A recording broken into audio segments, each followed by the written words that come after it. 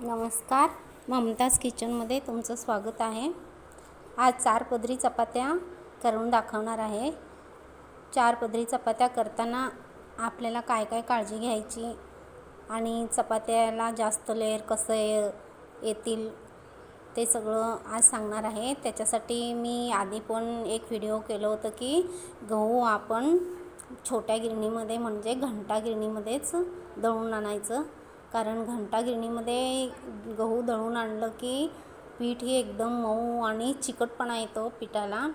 जर आपण मोठ्या गिरणीमध्ये गहू दळलो ना त्याला चिकटपणाच नसतं आणि घंटा गिरणीत दळून आणलेलं गहू आपल्याला चाळायचं सुद्धा गरज नाही, एकदम फ्रेश आणि चांगलं दळून येतं।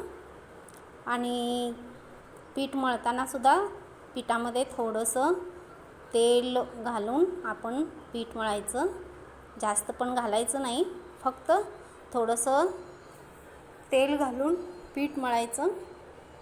आणि चपात्या करताना म्हणजे आपण 4 पदरी चपात्या करताना त्याच्यामध्ये जास्त तेल लावायचं, त्यामुळं चपात्या चांगले फुगतील आणि लेअरसुद्धा त्याला चांगले येईल आणि एकदम मऊसूत चपाती होईल।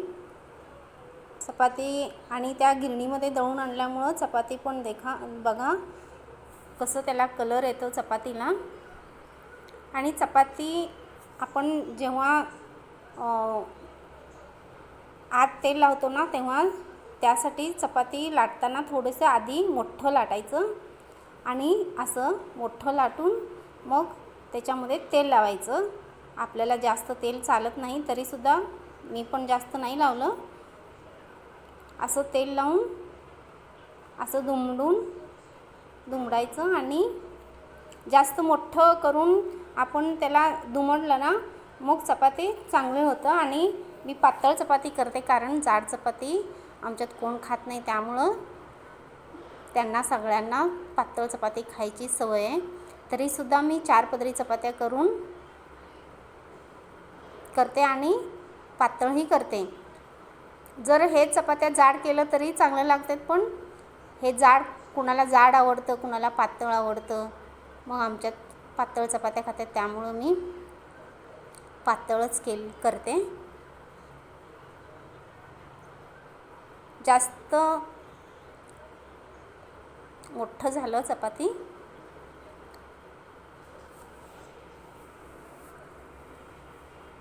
कारण पातळ केल्यावर चपाती मोठंच होणार। आता वरही थोडंसं तेल लावायचं।